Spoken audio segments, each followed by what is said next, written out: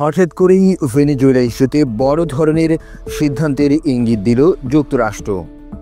সোমবার সন্ধ্যায় হোয়াইট হাউসে এক উচ্চ পর্যায়ের জাতীয় নিরাপত্তা বৈঠক ডেকেছেন প্রেসিডেন্ট ডোনাল্ড ট্রাম্প। এমনটাই নিশ্চিত করেছে মার্কিন প্রশাসনের ঘনিষ্ঠ সূত্র। বৈঠকটি হবে সম্পূর্ণ ক্লোজ ডোর, যেখানে উপস্থিত থাকবেন দেশের সবচেয়ে ক্ষমতাধর নিরাপত্তা ও পররাষ্ট্র নীতি কর্মকর্তারা। তালিকায় আছেন যুদ্ধ বিষয়ক সচিব Pete Hegseth, joint chiefs of স্টাফের চেয়ারম্যান জেনারেল ড্যান কেইন, পররাষ্ট্রমন্ত্রী মার্কো রুবিও, হোয়াইট হাউসের chief of staff Susie Wiles এবং deputy chief of staff Stephen Miller.